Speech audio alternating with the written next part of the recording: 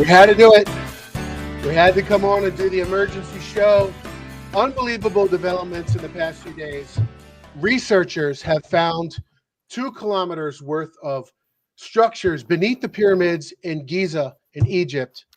Unbelievable stuff. Cylindrical columns going down 600 meters, other cavernous rooms below that. It's going to change everything we know about the history of humanity and humans on this planet. Paul, in your infinite wisdom, what do you have to say about this discovery? Well, I mean, clearly it's proof that aliens are among us, and they've been among us for thousands of years. And clearly the Egyptians had help. And I mean, the more that we can reverse engineer some of that stuff, I feel like we can really gain a technological advantage, not only over other countries, but, you know, amongst ourselves.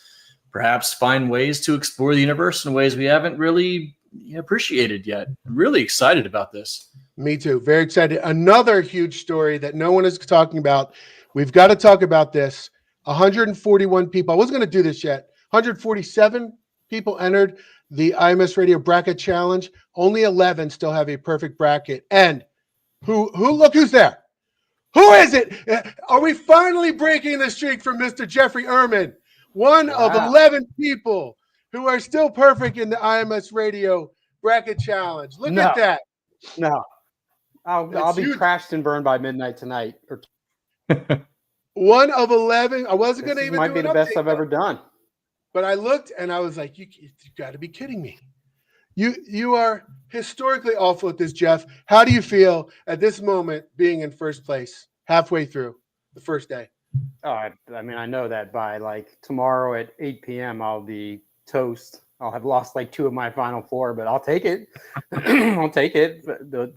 I struggled over a couple of those. The fighting Will Wades, I wasn't sure. Usually teams go down the tubes when they know the coach is leaving, but that's a rare W for a team in that situation. That's really, there's no other real upset so far, right? What am I forgetting? I don't think I'm forgetting. I don't know, but you say teams go down the tubes when they know their coach is leaving, you say, huh? Is that a possible scenario for anyone else that you might know of? No, 1, I don't think that they think he's leaving. And 2, I don't think he's leaving. He told the team, Kevin Willard did today, that he's coming back next year in a private meeting. Has told the same to several other people who I've spoken with. So I don't think, he might be one to play the same games everybody does in terms of contracts and getting more power, funding, whatever else it might be. But I don't think he's straight up walking in there and lying to them.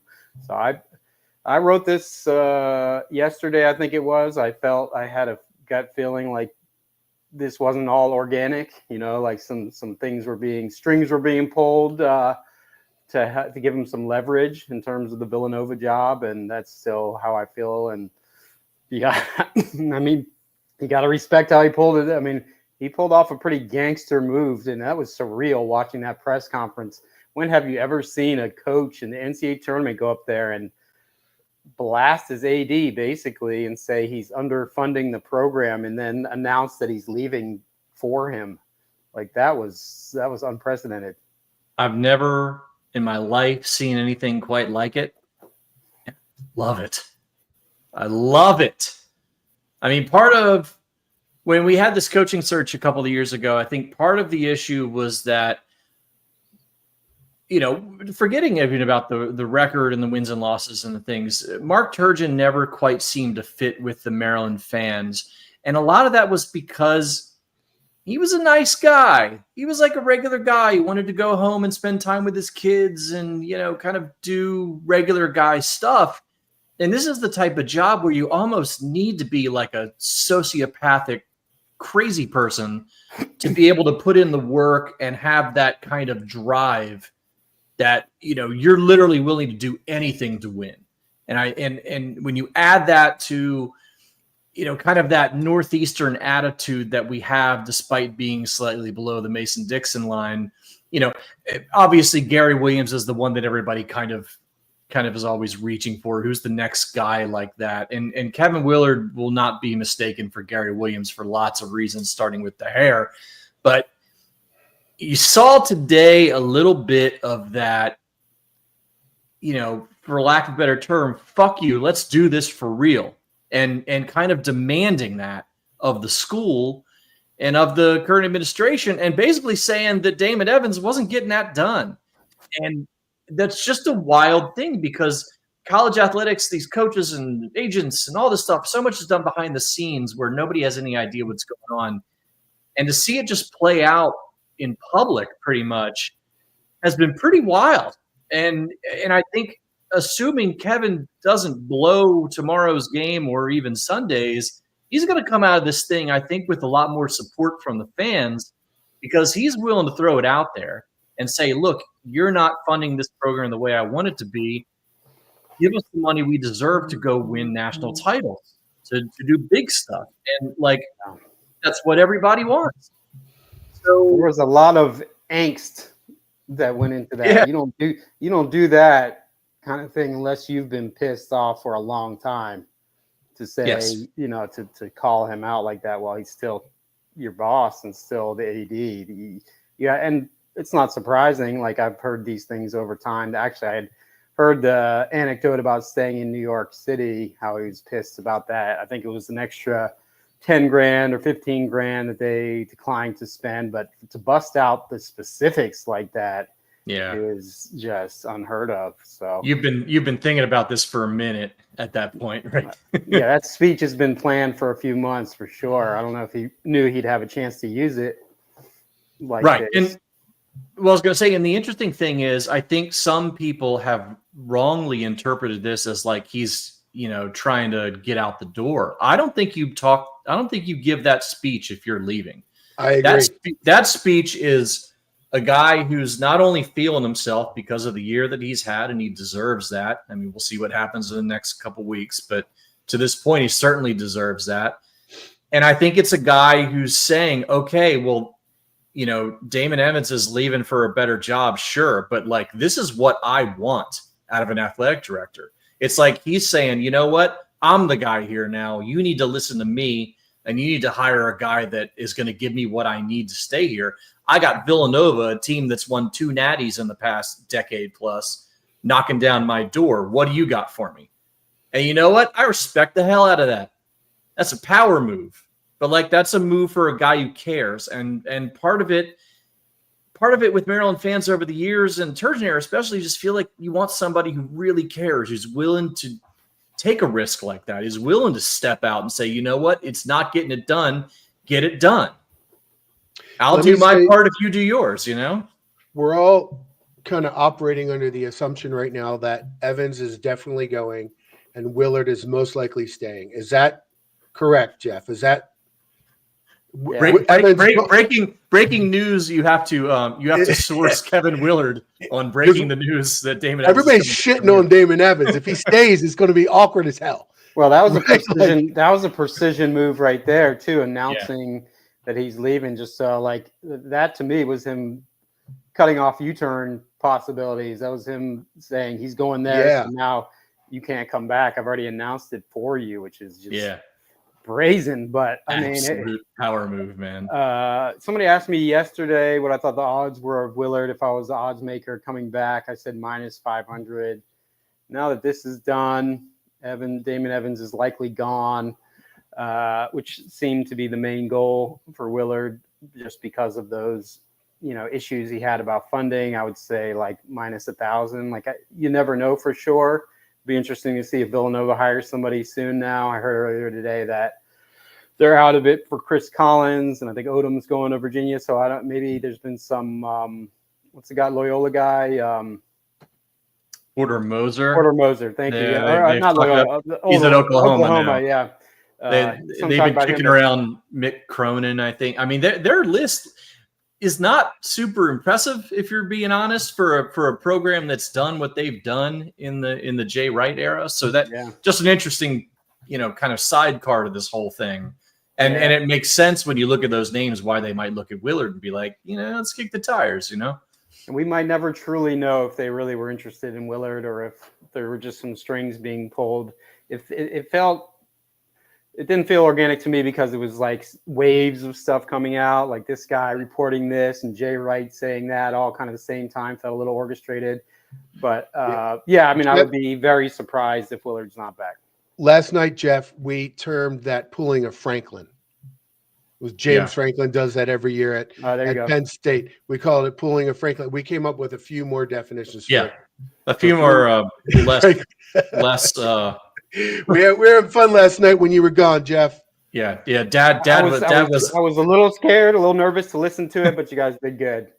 Yeah, Dad went out for cigarettes, so the boys had fun at home. But I don't know. Again, it's so complicated, right? Because if he loses tomorrow, where are we at? Right? I mean, you have to entertain the idea that like all this distraction is still a distraction. They go and they lose to Grand Canyon tomorrow. That might be the fastest or the largest 24-hour approval rate change in history, including politics. And Willard's leverage goes kind of out the window right away. So it's this story is not over. I mean, that's kind of the funny thing here. We're sitting here talking about it like, okay, cool. We know what's going to happen now. We do not know what's going to happen. I think it's pretty clear that Willard wants to stay, but he wants to stay because he wants more support. And hopefully he can get that. I think everybody agrees with that. But then we get back to this discussion we had last night for like 50 minutes, I think, about how you divide up this money in a way that makes sense for all the programs involved. And then now if Damon Evans isn't the guy doing it, who's going to do it? Exactly. And the numbers are going to change from what we know right now. Yeah. It's going to be different. That's the big variable right there. I said I feel very confident he'll return, and I think he will. But that's the caveat right there is we have no idea who the next AD is going to be. And that you don't hire an AD in like a week. So that could drag out. Obviously, you'll have an interim AD, maybe Kirby Mills, their top fundraiser.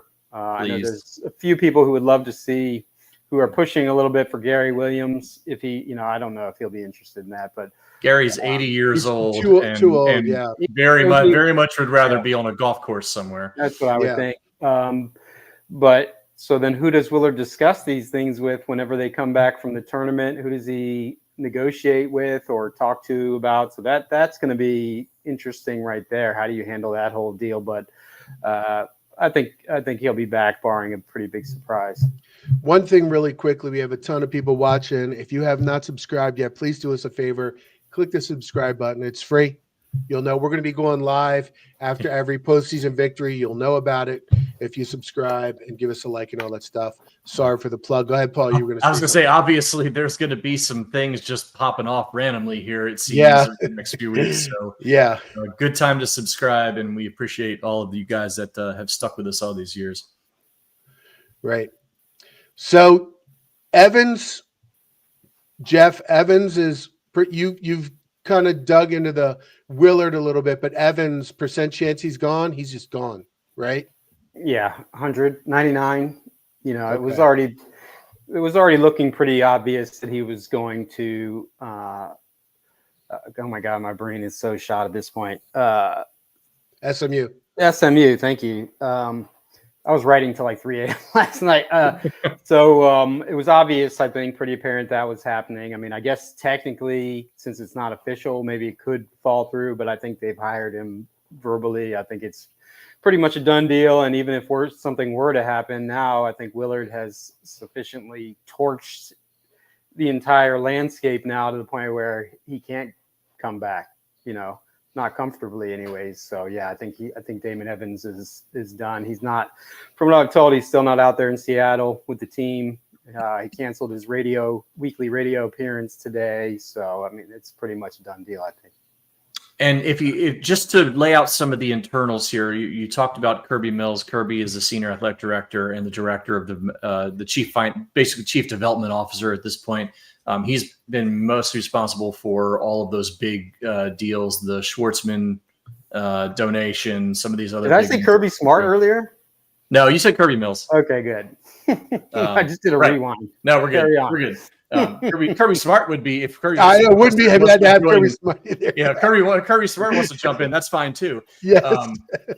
But also, if assuming Damon does leave and there is an issue with Willard's contract and keeping him around, I think Pines, President Pines would step in himself. He is a guy who's familiar with the sporting landscape. His son played soccer at Maryland. He's a professional soccer player in England right now. So, I'm not super worried about having someone along with Kirby and some other people who might have some institutional knowledge within the AD being able to step up and get that done.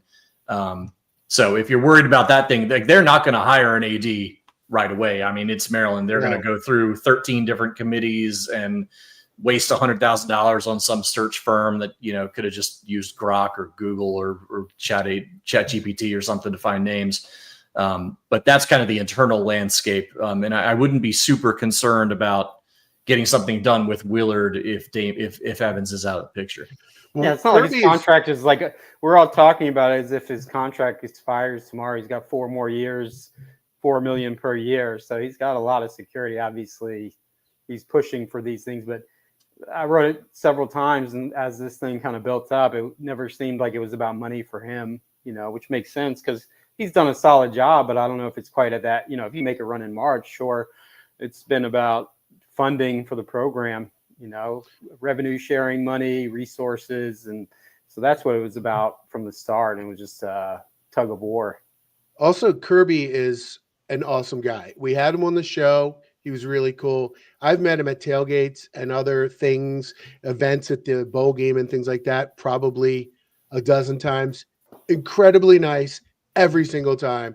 Could not have a nicer, cooler guy. Well, and unlike other people who've been in his role before, he understands how to relate to the average fan instead of just only trying to communicate with the heavy hitters.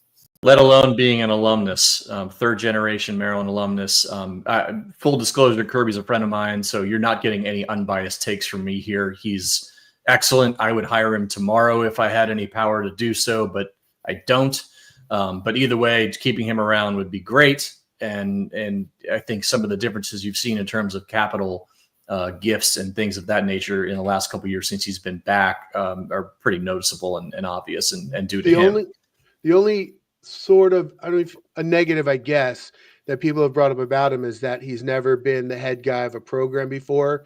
And there's probably some value to hiring someone who's already been the head of a program and has some experience. And maybe you do that and you bring Kirby as an in-waiting kind of way. That kind of thing is the only, I've seen that mentioned as well in regard to Kirby. Yeah, but how many times are you going to have somebody laying around who's run a program? You can't. There's no rent and AD service. There's not going to be. There's Colleen Sorum, who was Damon's, chief assistant or associate AD. She could also fill in temporarily. I could see that happening too. So we'll just have to wait and see. How. Yeah, Colleen. Definitely unusual deal, especially with the transfer portal coming up and having to know how you're going to be able to allocate your money and things like that. Yeah. Yep. Yeah. I mean, there's a lot that goes into that. It's not just the public face of being the AD. Like there's a lot of responsibilities. I think Kirby's like, hiring Kirby for me would be like hiring Nate Oates when he was at Buffalo. You don't know that he's Nate Oates yet, but he's still a guy who has that kind of talent. And I'd love to have him in that job, but that's neither here nor there for right now. I mean, it's really about, can Willard get through the weekend and then, retain that bit of, frankly, power that he's accumulated here. I mean, this is it's interesting. The last 2 power moves that we've seen from officials at Maryland were by Wally Lowe, by going over the Kerwin board back during the whole McNair fiasco and firing DJ Durkin on his own. And then this move by Kevin Willard, not the 2 guys you might expect to pull that type of thing, especially publicly. So just kind of fascinating little tidbit to see how this has all gone down at a program that's very typically quite milquetoast, as it were. I think go ahead, Larry. If they're going to hire an experienced AD, who's the guy at Oklahoma that went to Maryland? His name is Joe Castiglione, but he's no up there in years. He's making huge money at OU. Yeah. He's been there forever. There's no chance he would take it. Yep. But the thing about Willard now is like, I think a big motivation for it, besides the New York City thing and the other little nickel and diming stuff that apparently piled up on him, is he's losing most of his roster or most of his star players. At least, Julian Reese is gone, Miguel is gone, Derek Queen's expected to be gone, and he sees that revenue sharing monster coming around the corner next season, where schools are going to have so much money, especially the schools that don't have football programs. Not Big Ten, obviously, but others are going to have big money because they don't have to spend. They could spend $20 million on basketball if they want. Very few will do that or will have that, but he sees that coming around the corner. So this was I think a survival mode kind of maneuver, and in a way, it probably shows how much he wants to be at Maryland, because he wants to ensure that he can keep fueling the program. Otherwise, he might have just gone out there, kept quiet, and then roll out for Villanova or some other job after the season. It'll be interesting to see his demeanor on the sideline tomorrow. If he's very subdued and not doing much, you might say, "Whoa, what's going on there?" If he's up there fiery and doing his normal thing, he's still invested, right? It'll be interesting to watch that and see how he's reacting. And if he has energy left from this knife fight, because I don't have energy and I'm not having a coach, so Well, it's certainly in his best interest to win these games. Whether he's leaving or staying or anything else, it is absolutely in his best interest to win them. So, especially after you pull a power move like that. So, I'm not super worried about his, demeanor necessarily. I feel like he's going to be up for it. The one point I wanted to make talking about NIL and next season is you can't compare this season's numbers to any season from next year on, because there's going to be a natural inflation here. You're talking about schools that might be going from, a couple $1 million a year based on what they could raise themselves to upwards of $5, 10, more, $10, $12 million a year because of this house settlement money. If you're a program that doesn't have a real football program to sink some of that money into, you could really go nuts with the basketball stuff just off of, campus revenue, TV money, all that stuff. So if you're just like, oh, well, it was fine. They only had to pay Derek Queen $1 million this year. Derek Queen probably costs $3 or $4 million next year. How do you work that out? I think there's going to be an inflation here that people aren't necessarily accounting for. That, I imagine that's why Kevin's a little fired up about hey, I got to put together a whole new roster. He's going to have 4 guys back maybe at best next year, maybe 5. There can't be that many $3 million players like that. There's going to have to be some money ball going on here, because not every school can afford that much. You're going to have to balance out 13 players. They're all going to be getting something. There can't be that many of those guys. It can't go that much, right? I'm just saying, overnight. Remember, Derek Queen was a top 5 recruit and a Big Ten Freshman of the Year and first team All Big Ten player. So he is clearly one of the top. He could be, yes. What, top 30 players in college basketball right now? I think higher than easily 20. And if he comes back next year, he will get that kind of money. But I'm just saying there aren't many of those, right? Oh yeah, I know. I'm just saying that's like what he would cost next year compared to the $1 million or so he's probably costing this year.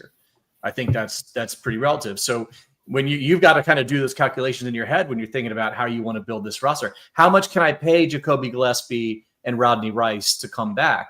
Gillespie is a 3rd team All Big Ten, probably deserves 2nd team, probably a guy who'd be on the preseason 1st team next year. Yeah. Do you got to drop $2 million on him? Can you do that? I don't know.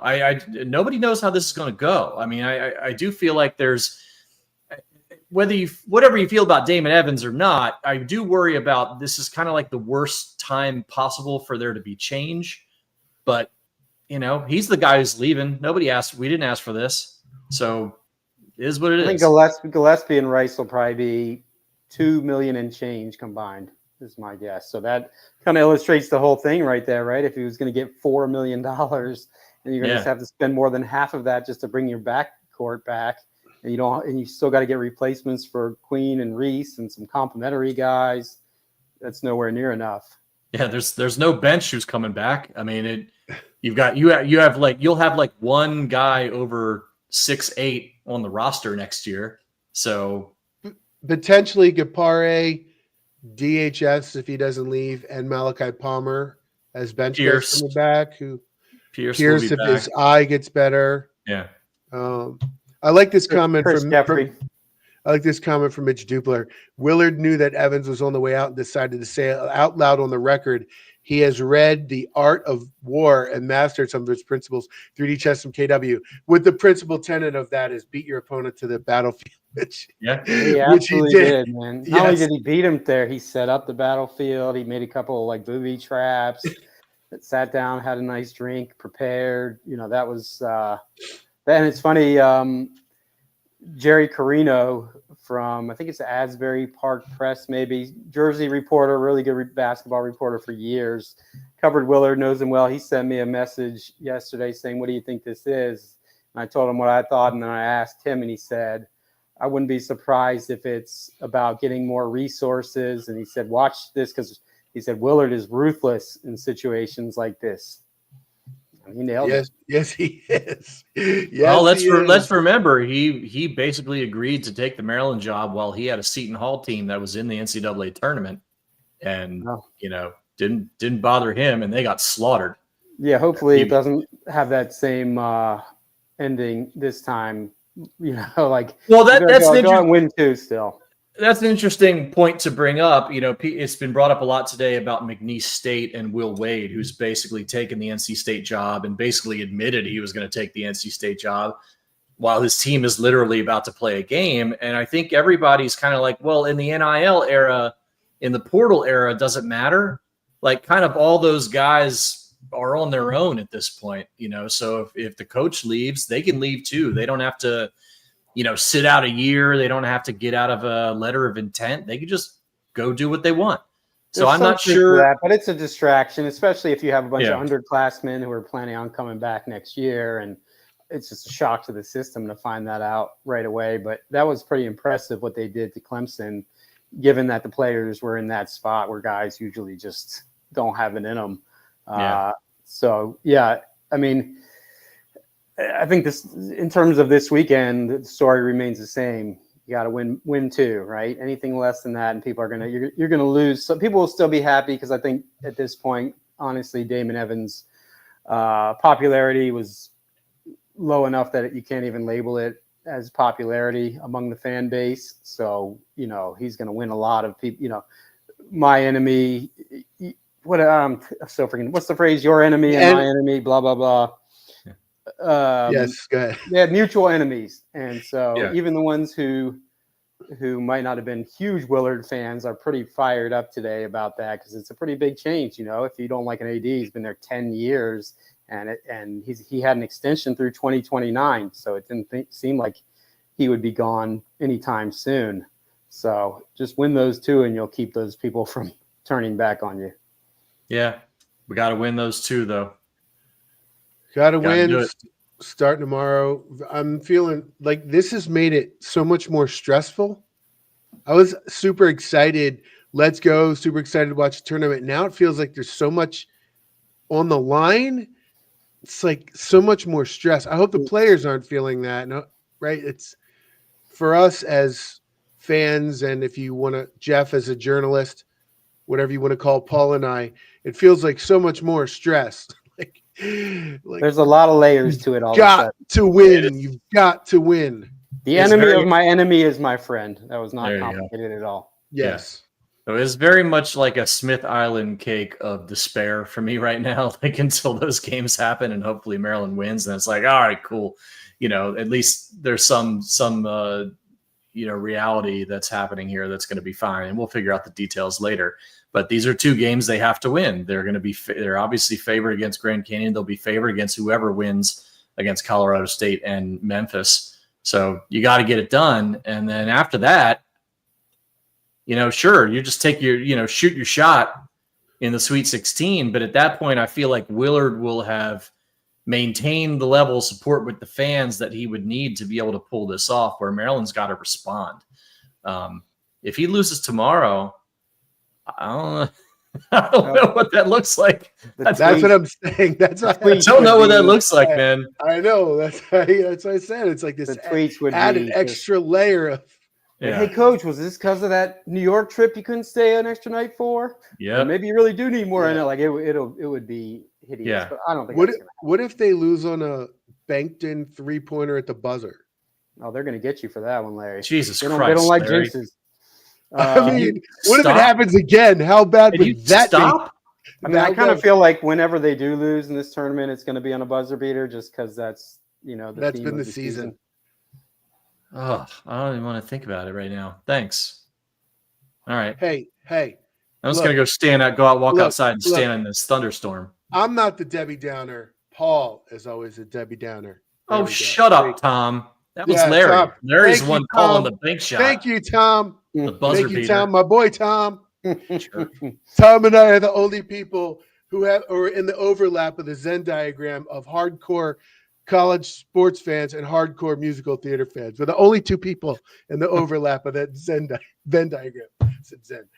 I like the Zen diagram. Maybe we need more. Yeah, we need that more, sounds very relaxing. we need more Zen around here. Yeah. Anyway. All right. Well, Jeff, you said you had 30 minutes of time before you had to go back and start writing again. So is there anything else we want to cover before we call this one? Nope. Just check out the site. We'll have some more good stuff up tonight and in the days to come. You know what I do want to kind of cover? Paul said he wanted more audio clips. So Dude's full of shit. Taste.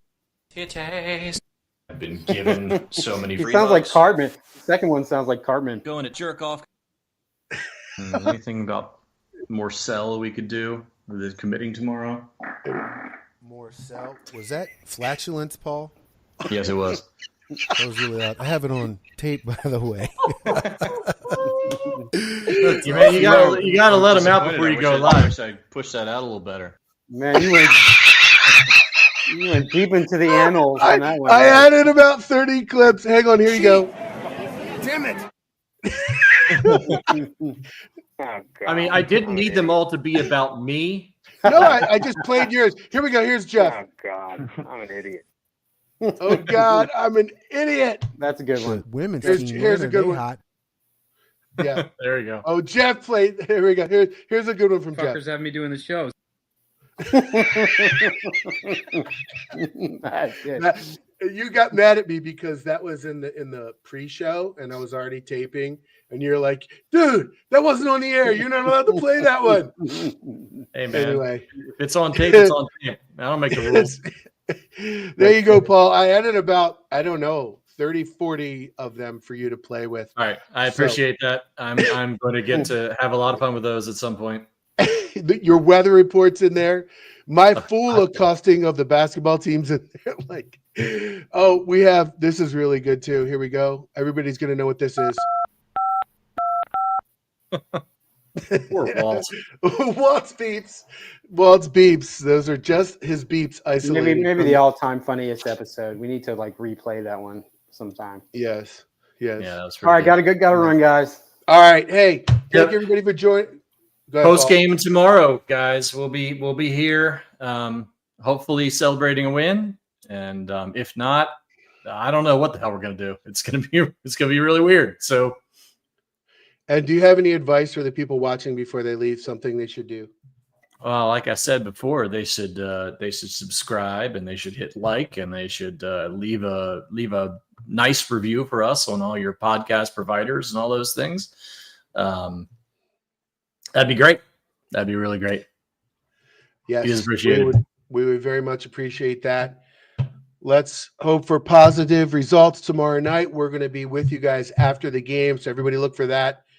And we will see you guys then. This is IMS Radio.